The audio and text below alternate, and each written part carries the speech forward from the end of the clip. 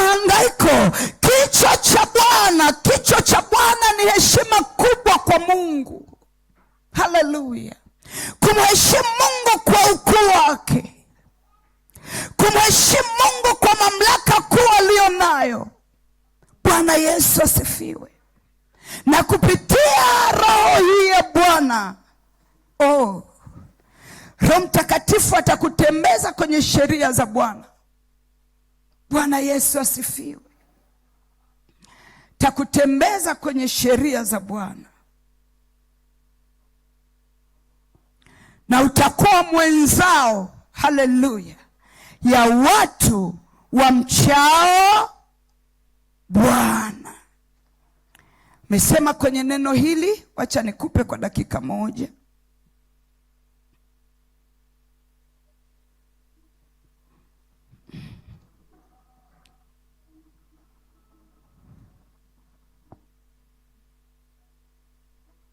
Bwana Yesu asifiwe.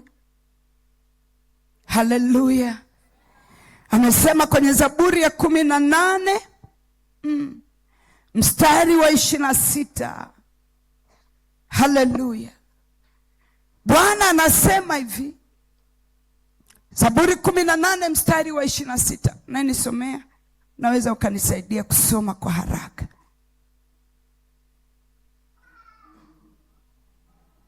18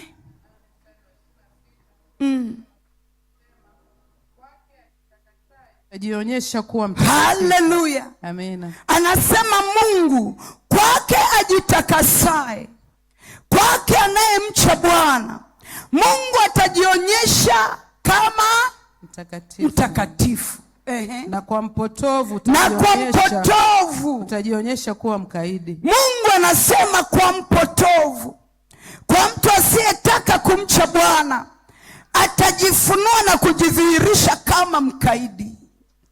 Lakini sisi ni miongoni mwao wamchao Bwana, na kwa sababu tumechagua kumcha Bwana, atajionyesha kuwa yeye ni mtakatifu. Atajionyesha ya kuwa yeye ni mwingi wa rehema. Atajionyesha ya kwamba ni Mungu atupendaye. Atajionyesha ya kwamba ni Mungu ajishughulishaye na maisha yetu. Haleluya. Bwana sifiwe. Wacha tu nikusaidie hapa. Nini maana ya kumcha Bwana? Tunaipokea roho ya kumcha Bwana. Haleluya.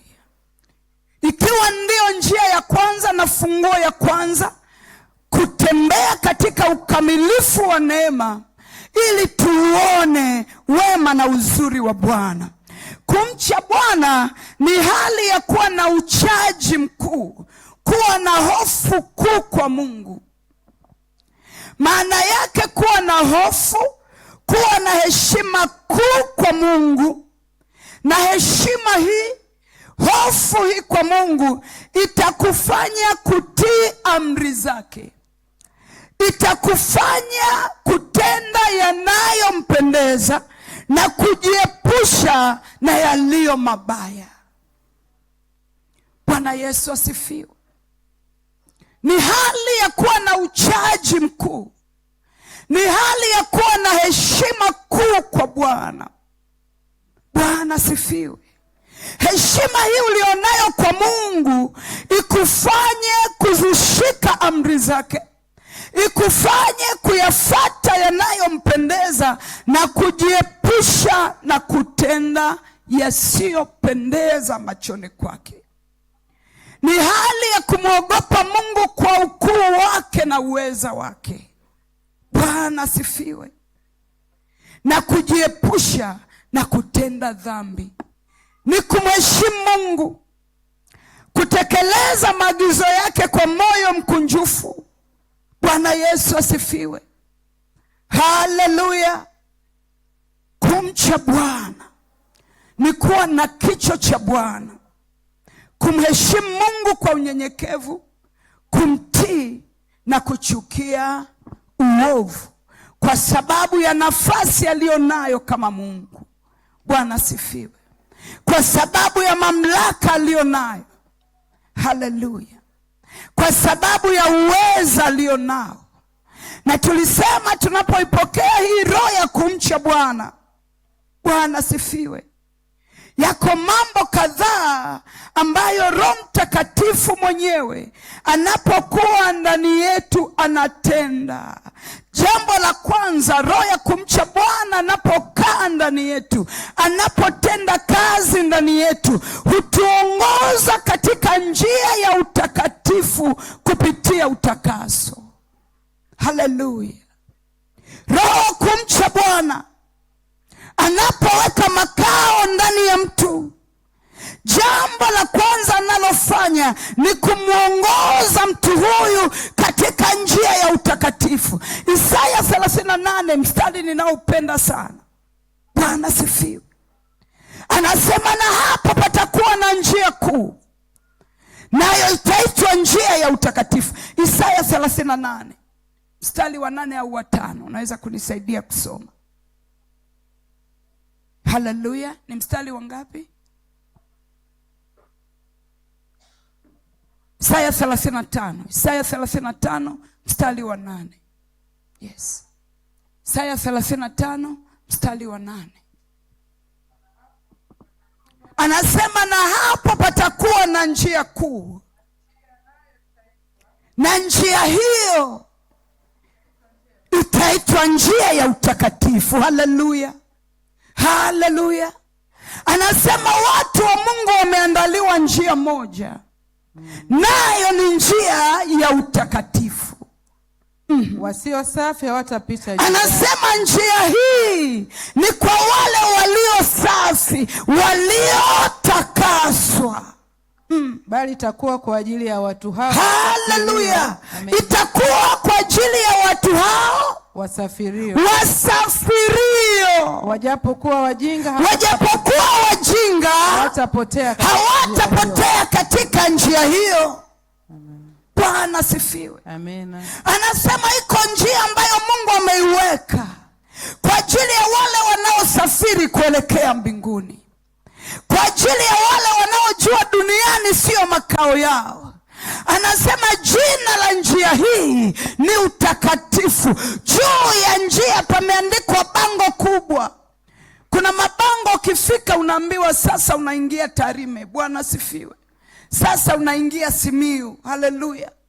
Sasa unaingia wapi.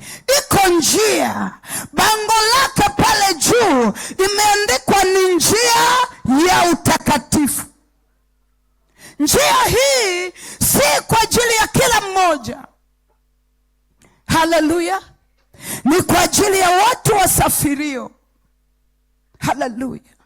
Watu walioitwa kwa kusudi la Bwana, watu ambao Kristo aliacha mbingu akafa kwa ajili yao. Njia waliowekewa na wanaotakiwa kuipita sio njia nyingine, bali ni njia ya utakatifu. Anaendelea kusema watu hao wajapokuwa ni wajinga, maadamu wameitambua hii njia, haleluya, hawatapoteza uelekeo. Kazi ya Roho kumcha Bwana ni kuwaongoza watu wake kuipita njia hiyo. Bwana Yesu asifiwe. Haleluya. Niwaone wasafiri wenzangu, watu ambao tuko duniani kwa ajili ya kusudi, lakini kuna mahala tunakwenda. Haleluya. Watu ambao tunajua hapa duniani hatuna makao ya milele. Watu ambao tunajua tumetumwa kumwakilisha Mungu duniani, na baada ya kumaliza mambo hayo, kusudi hilo, tunarudi tulikotoka. Watu hao tumewekewa njia moja, nayo inaitwa njia ya utakatifu. Bwana Yesu asifiwe. Ukitaka kwenda mlima Kilimanjaro mathalan, au watalii wanaotoka nje na wanataka kutembelea mbuga za wanyama, wanataka kutembelea pengine mlima Kilimanjaro, wamesikia habari zake, wanapofika huwa kuna watu wameandaliwa wa kuwaongoza, kwa sababu wao ni wageni kwenye ile njia. Bwana Yesu asifiwe. Hawajawahi kuipita. Haleluya. hawajui mipaka, hawajui ni wapi wanapaswa kupita, hawajui ni wapi wakipita watakutana na simba. So wanakuwa wameandaliwa wale watu, sijui wanaitwa jina gani. Bwana asifiwe, haleluya, kwa ajili ya kuongoza na kuanza kuwaelekeza na kuwapa historia. Ikiwa ni mbuga za wanyama, watawaambia mahali pale wanyama walioko pale wanafugwaje. Bwana asifiwe, kwa sababu tu hawaijui, hawajawahi kupita. Hali kadhalika tumewekewa njia ya utakatifu. Bwana asifiwe. Hii njia ndio itatufikisha tunakokwenda. Hii njia itatufikisha kwenye hatima zetu. Mpendwa, utakatifu utakuingiza kwenye hatima yako. Utakatifu utakuingiza kwenye ndoto za maisha yako. Utakatifu utakuingiza kwenye ile biashara kubwa unayoitamani. Utakatifu utakuingiza kwenye mpango kamili wa Mungu juu ya maisha yako. Sasa ili uipite barabara hii na uweze kufika Mungu anakotaka ufike, kwa sababu anajua tu wageni kwenye hii njia, akaachiria roho wa kumcha Bwana.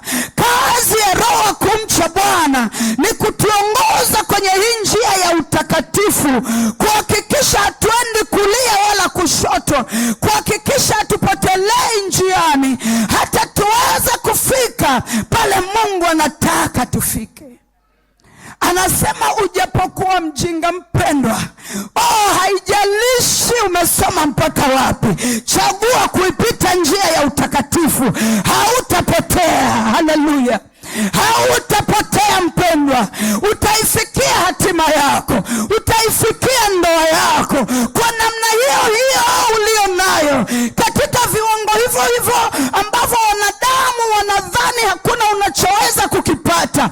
Maadamu umeipita hii njia ya utakatifu chini ya uongozi wa roho wa kumcha Bwana, utafika mahala Bwana amekukusudia. Hebu sema, ninaifikia hatima yangu kupitia roho ya kumcha Bwana. Ninaifikia ndoto yangu kupitia roho ya kumcha Bwana, na ndivyo itakavyokuwa. Anaendelea kusema kwenye hiyo Isaya 35.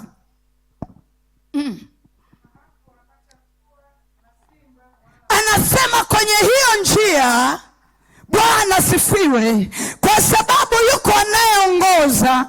Kama wanaokwenda kutembelea zile mbuga, wale wanaoongoza wanawaongoza kuhakikisha hawapiti maeneo hatarishi.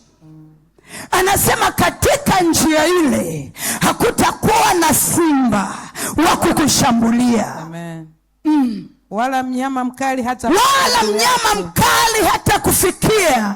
Hawataonekana hapo. Hawataonekana kwenye hiyo njia. Bali waliokombolewa kwa damu ya Yesu. Waliokombolewa kwa damu ya Yesu. Waliotakaswa kwa damu ya Yesu wataipita njia hiyo. Na unapoipita njia hii, usalama wako umehakikishwa. Anasema hakutakuwa na mnyama mkali, hapatakuwa na simba atakayeweza kukushambulia. Amen. Malizia hapo. Na hao waliokombolewa na Bwana, watarudi. Watafika Sayuni wakiimba. Furaha ya milele itakuwa juu yao. Shangilia Bwana kwa makofi. Shangilia Bwana kwa makofi. Sema, Roho Mtakatifu, kwa roho wa kukucha wewe, ninafika kwenye hatima yangu.